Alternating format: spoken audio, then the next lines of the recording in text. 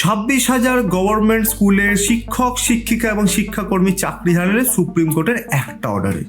আমি গভর্নরের কাছ থেকে গোল্ড মেডেল নিয়েছি। আমি কোনোদিন দুর্নীতি ছিল না আমার কোনোদিন। এটা আমরা কখনো কল্পনা করিনি। কারণ অভিযোগ, এদের মধ্যে নাকি 8,300 জনের বেশি এমন আছেন যারা চাকরি পেয়েছেন দুর্নীতি করে, সোজা কথায় পয়সা দিয়ে চাকরিটা কিনেছে।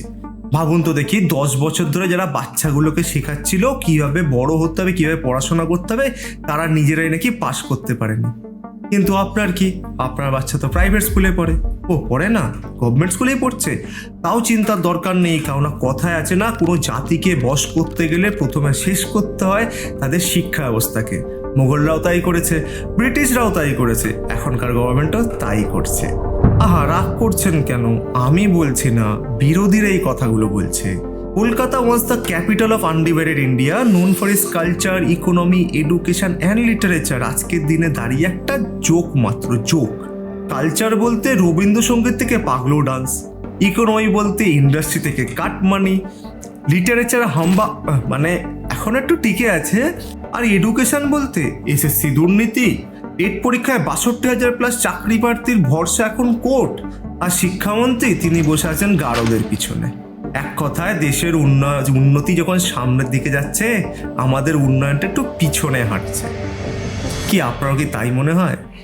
আহা, রাগ করবেন না, প্রথম স্থান অধিকার আমরা কোথাও পিছিয়ে নেই।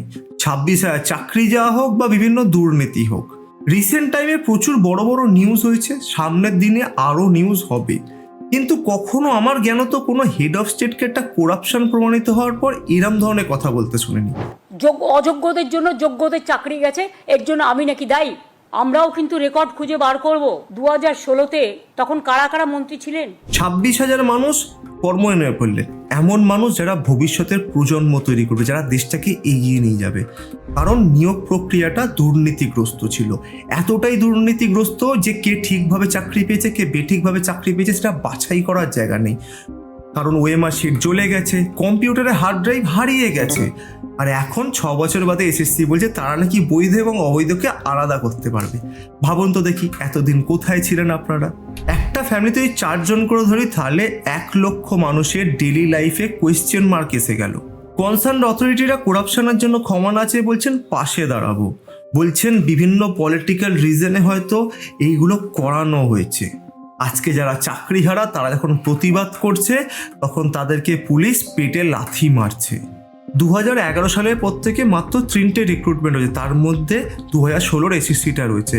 এছাড়াও 2012 সালের টেট পরীক্ষায় পাস করা 62,000 টিচার এবং টিচিং স্টাফ, তাদের ভাগ্য কোয়েশ্চেন মার্কের সামনে হাইকোর্টে ঝুলছে।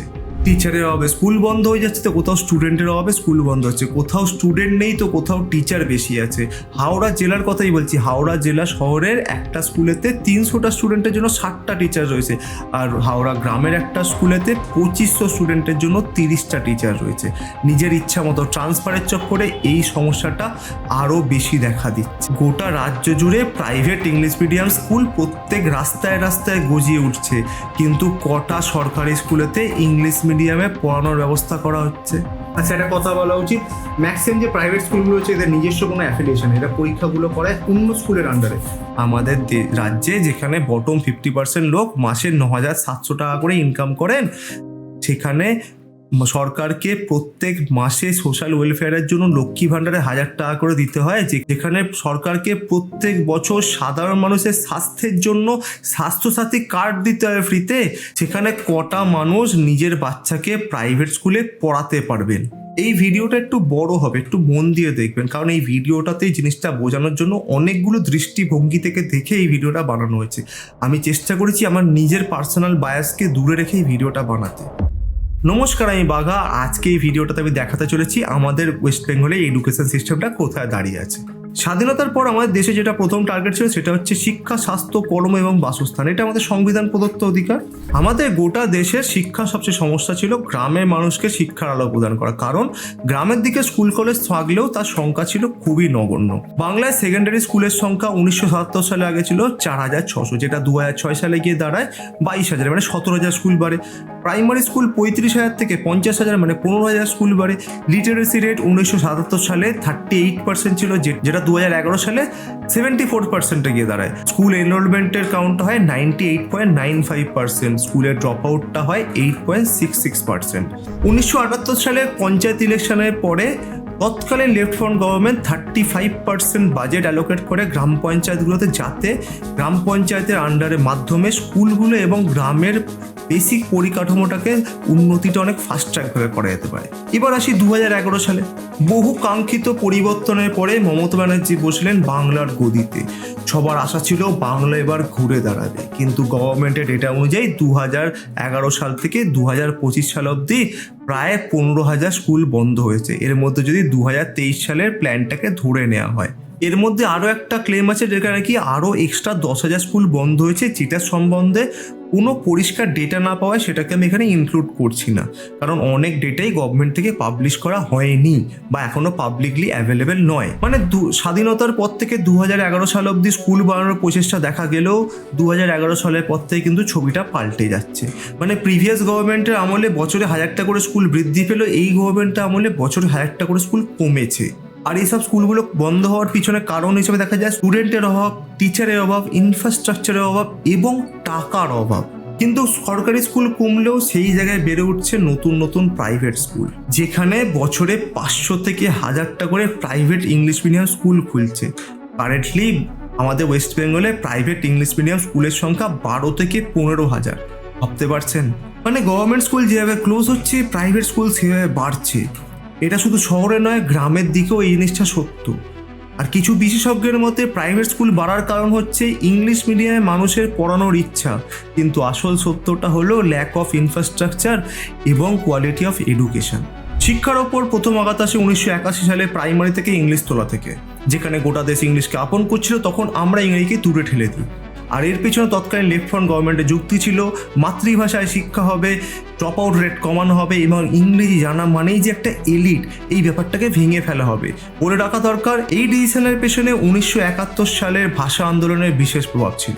প্রিভিয়াস লেফট ফ্রন্ট গভর্নমেন্টের প্রাইমারি উদ্দেশ্য ছিল লিটারেসি রেট বাড়ানো, এবং তাদের এই ডিসিশন স্কুলের এনরোলমেন্ট রেট বাড়ায় এবং ড্রপ আউট বা স্কুল ছুটের সংখ্যা কমায়, যেটা প্রিভিয়াস ডেটাও সাপোর্ট করে। এরপর 1995 সালে এনপি-এনএসপি অ্যাক্ট অনুযায়ী স্কুলে ড্রাই খাবার দেওয়া শুরু হয়। 2003 সালে সুপ্রিম কোর্টের অর্ডার অনুযায়ী স্কুলেতে কুক খাবার বা মিড ডে মিল স্টার্ট করা হয়। এখানে বলে রাখা দরকার, এই সময় গভর্নমেন্ট মানে তৎকালীন সরকার এই সময় ভোকেশনাল ট্রেনিংয়ের উপর জোর দেয়, যাতে ম্যাক্সিমাম মানুষকে টেকনিক্যাল সেক্টরগুলোতে এমপ্লয়েবল করা যেতে পারে। কম্পিউটার প্রশিক্ষণে আমাদের পশ্চিমবঙ্গটা পিছিয়ে পড়েছিল, কারণ তৎকালীন লেফট ফ্রন্ট গভর্নমেন্ট প্রথমে কম্পিউটারকে অ্যাডাপ্ট করতে চায়নি। সেই কারণে 1990 দশক শেষ এবং 2000 দশকের শুরুর দিকে আমাদের এখানে কম্পিউটার প্রশিক্ষণ স্টার্ট হয়, যেই ক্ষেত্রে মহারাষ্ট্র এবং দিল্লি আমাদের থেকে অনেকটা বেশি এগিয়ে যায়। বলে রাখা দরকার, এই সময় পশ্চিমবঙ্গ, কেরালা, মহারাষ্ট্র, দিল্লি, তামিলনাড়ু এই সমস্ত স্টেটগুলোর সাথে কম্পিট করছিল এডুকেশন কোয়ালিটির জন্য। Due to lack of infrastructure এবং টিচার ট্রেনিং আমাদের পশ্চিমবঙ্গ অনেকটাই পিছিয়ে পড়ে, যেখানে রুরাল এবং আরবান স্কুলগুলোর মধ্যে তফাৎটা ক্রমাগত চোখের সামনে আসে। বেসিক্যালি পানীয় জল এবং স্যানিটেশনটা, এটা সব একটা স্কুলের কোয়ালিটিকে অনেকটা এফেক্ট করে। মানে প্রিভিয়াস গভর্নমেন্ট যেখানে বেসিক ইনফ্রাস্ট্রাকচারের মধ্যে দিয়ে শিক্ষাটাকে প্রদান করার চেষ্টা করেছিল, সেখানে কারেন্ট গভর্নমেন্ট যদি ওটাকে একটু মেনটেন করতো, বেটারমেন্ট করতো, তাহলেই হতো। কিন্তু এবিটি এর মতে এই যে শিক্ষা ব্যবস্থা ভেঙে পড়ছে বা এই যে খারাপ অবস্থায় দাঁড়াচ্ছে, এটা একটা ডেলিবারেট অ্যাটেম্প্ট আমাদের শিক্ষা ব্যবস্থাটাকে নষ্ট করার জন্য। ডিসাইডটা আপনি করুন। এবার আসি নো এক্সাম পলিসিতে। মনে আছে জানিয়েছিল ক্লাস 5 থেকে 8 অবধি কোনো এক্সাম হবে না। এখানে অনেক কেউ বলেছিল যে এটা একটা খুব ভুল একটা চিন্তা, কারণ পরীক্ষা যদি না হয় তাহলে একটা বাচ্চার ইভ্যালুয়েশন ছাড়া যদি নেক্সট ক্লাসে যায় তাহলে জানবে কি করে সে শিখছে কিনা। একজন শিক্ষকের সাথে কথা বলে জানতে পেরেছি যে সারা বছর স্কুলে কিন্তু ছাত্র অত আসে না, কিন্তু যখনই স্কুলে কোনো প্রোগ্রাম থাকে, মানে যেখান থেকে স্কুলের ছাত্রছাত্রীরা টাকা পেতে পারে বা জিনিসপত্র পেতে, তখনই কিন্তু স্কুলে ছাত্রছাত্রীর সংখ্যা বেড়ে যায়। যেখানে 2016 সালে মাধ্যমিকে পরীক্ষার্থীর সংখ্যা ছিল 21 লাখ, সেখানে সেই সংখ্যাটা 2025 সালে এসে দাঁড়িয়েছে 9.8 লাখ। মানে এতগুলো, প্রায় অর্ধেকের বেশি পরীক্ষার্থী গায়েব হয়ে গেছে। আর এই গায়েব হয়ে যাওয়ার কারণটা কি? গায়েব হয়ে যাওয়ার কারণ হচ্ছে দুটো। এক হচ্ছে ড্রপ আউট সংখ্যা বাড়ছে এবং 2 হচ্ছে প্রাইভেট স্কুলে বেশিরভাগ স্টুডেন্ট ভর্তি হচ্ছে। এবার ড্রপ আউট সংখ্যাটা দেখি। ডেটা অনুযায়ী 2020 থেকে 2025 সাল অবধি ড্রপ আউট সংখ্যা মিনিমাম 10 লাখ থেকে শুরু করে 15 লাখ অবধি। জাস্ট ভাবুন একবার, এতগুলো বাচ্চা পড়াশোনা ছেড়ে দিচ্ছে, তারা স্কুল ছুট হচ্ছে, সরকার তাদেরকে পড়ানোর জন্য কন্যাশ্রী, ঐক্যশ্রী, সাইকেল সব কিছু দিচ্ছে, তাদেরকে বিভিন্ন মেধাবী বাচ্চাদের জন্য স্কলারশিপ অবধি দিচ্ছে, কিন্তু তবুও বাচ্চারা যখন স্কুল ছুট হয়ে যাচ্ছে তার ডেটাটা কেন পাবলিশ করছে না? এরপর আসি প্রাইভেট স্কুলের সংখ্যায়। ডেটা অনুযায়ী 2011 সালে যেখানে স্টুডেন্ট সংখ্যা ছিল প্রাইভেট স্কুলে 16 লাখ, সেই সংখ্যাটা 2025 সালে আস্তে আস্তে বেড়ে হয়েছে 57 লাখে, 242% গ্রোথ। আমি হরফ করে বলছি, কোনো বিজনেস এত গ্রোথ করেনি যদি কিছু মানুষের ব্যক্তিগত সম্পত্তির কথা না ভাবেন তাহলে। বা যদি স্কুলগুলো কারা ওন করে সেটা দেখেন, তাহলে ডেটাটা খুব পরিষ্কার হয়ে যাবে যে সরকারি স্কুলগুলো বন্ধ হলে কাদের ফায়দা হচ্ছে। ও আচ্ছা, আরেকটা জিনিস বলে রাখা উচিত, তোমাদের মধ্যে যদি কারো জানার ইচ্ছা হয় যে আমি রিসার্চটা কি করেছি, পুরো রিসার্চটা একটা হাইপার লিঙ্ক করে নিচে দেওয়া আছে, ওখানে ক্লিক করে তুমি সমস্ত লিঙ্ক এবং সমস্ত জিনিসপত্র যেটা আমি লেখালেখি করেছি পেয়েছি, সেই সবগুলো লেখা আছে। যদি তোমাদের জানার ইচ্ছা হয়, কারণ ভিডিও স্কোপে তো অতটা জায়গা নেই যেখানে আমি সমস্ত জিনিসগুলোকে ইনপুট করতে হবে, তাই ওইগুলোকে তোমরা ওখান থেকে অবটেন করতে পারো। একদিকে ড্রপ আউট সংখ্যা সরকারি স্কুলে বাড়ছে, তো প্রাইভেট স্কুলে স্টুডেন্ট সংখ্যা বাড়ছে, কিন্তু যাই হোক এডুকেশনটা এগিয়ে যাচ্ছে। এই যে এডুকেশনটা এগিয়ে যাচ্ছে, কিসের বিনিময়ে এগোচ্ছে? এডুকেশনটা এগোচ্ছে টাকার বিনিময়ে। সেই টাকা যার জন্য এত সমস্যা, মানে যার কাছে টাকা আছে তার জন্য শিক্ষা আছে, যার কাছে টাকা নেই তার জন্য হরি হরি। চেয়ারটা ছাড়বেন না, এই পার্টটা খুব ইন্টারেস্টিং বানাবো আপনার ফিউচারের জন্য। ক্লাস 1 থেকে 12 অবধি পড়ার খরচা প্রাইভেট স্কুল এবং সরকারি স্কুলের আমি ভাগ করে দিচ্ছি। প্রথমে সরকারি স্কুলেরটা বলি। এখানে সবকিছু data publish by the government, summarized by me with the help of AI. Class 1 থেকে ক্লাস 12 অবধি পড়তে পশ্চিমবঙ্গে একটা সরকারি স্কুলে একটা ছাত্র বা ছাত্রীর খরচা হয় 10 থেকে 15,000 টাকা। এছাড়াও সে পাচ্ছে কন্যাশ্রীর টাকা আছে, তার সাথে সাইকেল রয়েছে, তার সাথে সরকারি বিভিন্ন প্রকল্প রয়েছে, স্কুলে জামা প্যান্ট রয়েছে, বই খাতা রয়েছে, এবং মেধাবী হলে তার জন্য আলাদা স্কলারশিপ রয়েছে। মানে মোট কথায় পড়াশোনাটা আমাদের এখানে ফ্রি, টিউশন ফি এর কোনো পয়সা লাগে না। কিছু কিছু ক্ষেত্রে আপনাকে পয়সা দিতে হয়, সেটা টিউশন ফি না, বিভিন্ন ডেভেলপমেন্ট ফিজের পয়সা দিতে হয়। মানে মোট কথাটা সরকারি স্কুলে পড়তে একটা বাচ্চার বছরে 1000 টাকা করে খরচা। সেই খরচাটা কমে যেতে পারে যদি বাচ্চারা পড়াশোনায় ভালো হয়। এবার আসি প্রাইভেট স্কুলের দিকে। একটা প্রাইভেট স্কুল মানে সিবিএসসি বা আইসিএসসি বোর্ডে ক্লাস 1 থেকে 12 অবধি পড়তে অ্যাভারেজ খরচা হচ্ছে 6 থেকে 22 লাখ টাকা। সেটা যদি কোনো ইন্টারন্যাশনাল বোর্ড হয় তাহলে সেই খরচাটা হয়ে যায় আপ টু 31 লাখ টাকা। এবার কোনো মিড টিয়ার যদি প্রাইভেট স্কুল দেখেন তাহলে সেখানে খরচাটা হচ্ছে 12 থেকে 15 লাখ টাকা। মানে মোট কথায় বছরে 1 থেকে 3 লাখ টাকা হচ্ছে একটা বাচ্চার পড়ার খরচা, মানে মাসে 10 থেকে 25,000 টাকা। এবার ধরুন আপনি মাসে 30,000 টাকা ইনকাম করেন, সেই ইনকামটা করে গোটা ফ্যামিলির খরচা চালানোর পর নিজের বাচ্চার জন্য কি 10,000 টাকা করে খরচা করতে পারবেন? কারণ স্কুল বাদ দিয়ে তো আরো অনেক খরচা থাকে। কিন্তু বলেছিলাম না, ডেটাটা খুব ইন্টারেস্টিং বানাবো। আমাদের পশ্চিমবঙ্গের বটম 80% লোকের ফ্যামিলি ইনকাম মাসে 30 থেকে 40,000 টাকা। এবার আমি ধরছি আগামী 5 বছরে আমাদের রাজ্যে সবাই চাকরি পেয়ে যাবে, কারোকে মাঠে খাটতে হবে না, কারোকে কারখানায় 300-400 টাকা রোজে কাজ করতে হবে না, ফ্যামিলি মিলিয়ে 50,000-60,000 টাকা ইনকাম করবেন। কিন্তু 5 বছরের স্কুলের খরচাটাও তো বাড়বে। তখন গিয়ে আপনি সমস্ত ফ্যামিলির খরচা করে নিজের বাচ্চাটাকে প্রাইভেট স্কুলে পড়াতে পারবেন তো? যদি না পারেন চিন্তা নেই, চুপ থাকবেন, সরকার চলছে। আপনার জন্য না চললেও সরকার তো চলছে। কিন্তু শিক্ষার কোয়ালিটি নিয়ে কথা বলবো, আর কি পড়ানো হচ্ছে সেটা বলবো না। না না, তা কি করে হয়? ধরো তুমি ছোটবেলায় স্কুলে পড়তে যে পৃথিবীর চারদিকে সূর্য ঘোরে, অথবা মোগলরা কোনোদিনও ভারতে আসেনি, বা আমাদের বৈদিক সায়েন্স, মডার্ন সায়েন্স বা মডার্ন মেডিসিনের থেকে অনেক বেটার, তাহলে তোমাকে সাপে কামড়াতে মোজার কাছে যেতে, সূর্যগ্রহণ হলে তুমি দেবদানবের ভয় পেতে, অথবা তাজমহলকে তেজমহল বলতে, কিংবা বলতে যে কোনো ব্রিটিশ রানীর ওটা একটা রাজমহল, অথবা আমাদের দিল্লির লালকেল্লাকে বলতে ওটা কোনো পাগলা ব্রিটিশ রাজা তৈরি করা একটা বাড়ি। হাসছো? আমিও হাসছি। না না, রাগ করবে না, কোনো পলিটিক্যাল পার্টিকে, কোনো পলিটিক্যাল চিন্তা আপনাকে আমি আঘাত করতে চাইছি না। এই যে আমরা ক্লাস 8-এর বইতে দেখছি সিঙ্গুর আন্দোলন পড়ানো হচ্ছে, সেখানে দেখানো হচ্ছে কিভাবে একটা গণ আন্দোলন একটা সরকারের বিরুদ্ধে তার ডিসিশনকে পাল্টাতে বাধ্য করে। কিন্তু এখানে যেমন সুফলটা গণানো হচ্ছে, তার সাথে এটাও কি গণানো হচ্ছে যে ওইটার ফলে যে ম্যানুফ্যাকচারিং ইউনিট আমাদের ওয়েস্ট বেঙ্গলে এলো না, বা যারা এসেছিল তারা চলে গেল, সেই চলে যাওয়া সেক্টরটাকে নিয়ে একজন মানুষ দেশের প্রধানমন্ত্রী হলো, সেটা কি শেখানো হচ্ছে? আশা করি না। এই ব্যাপারে অনেক কিছু কথা যারা এখনো পড়াচ্ছে তারা বলতে পারবে, আমি শুধু কিছু কিছু পয়েন্টকে পয়েন্ট আউট করে দিলাম। আচ্ছা, এবার আসি টিচারদের দিকে, যারা পড়াচ্ছে। টিচার মানে শিক্ষক বা শিক্ষিকা।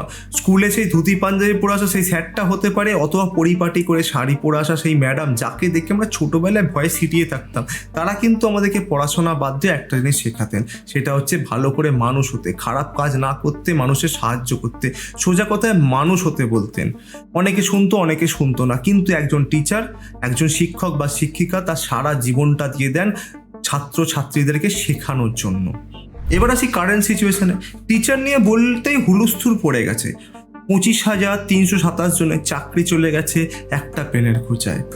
দেশ গড়ার কারিগর বাড়িতে বসে গেলেন, তার কারণ কোর্টের অর্ডারে তারা চাকরি করতে পারবেন না। লিডাররা বলছেন যে এই সমস্ত কিছু হয়েছে নাকি একদল উকিল চায় না যে রাজ্যের ভালো হোক বা রাজ্যটা এগিয়ে যাক তার জন্য।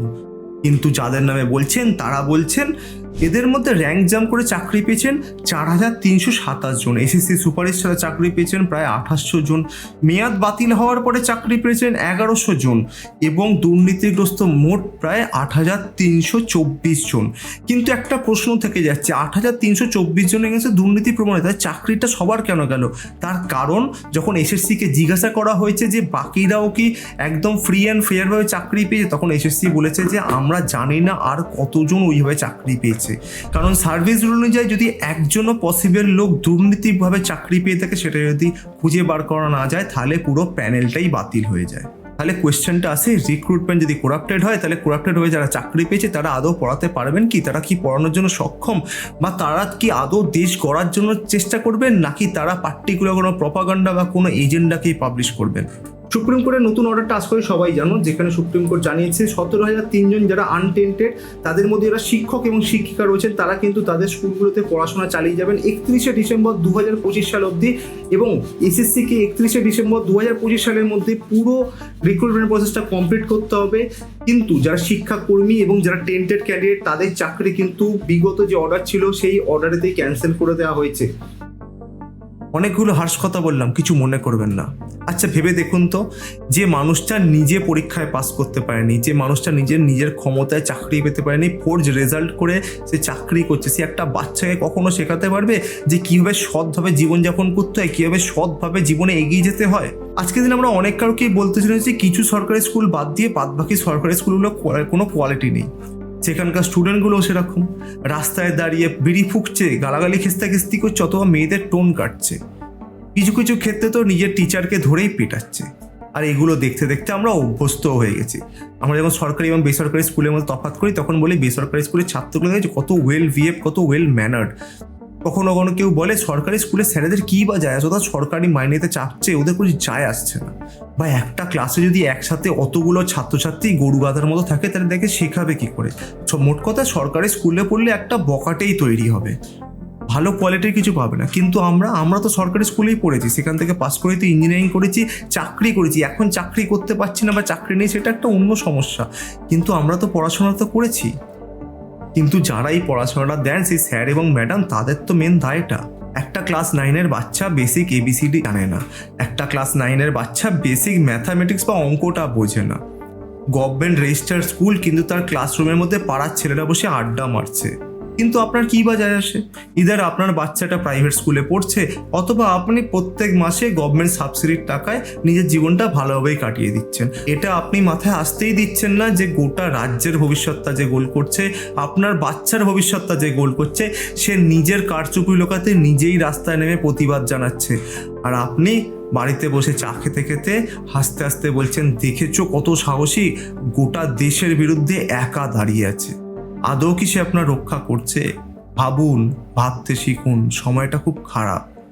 আজকের দিনে একটা জিনিস দেখতে পাওয়া যায়, তথাকথিত শিক্ষিত এবং এলিট মানুষ একটা কথা বলেন, আমাদের প্রতিবাদ নাগরিক মঞ্চের প্রতিবাদ, আমাদের এখানে কোনো পলিটিক্যাল পার্টি যুক্ত নেই, আমরা সরকারের বিরুদ্ধে প্রতিবাদ করছি, নাগরিকরা প্রতিবাদ করছি।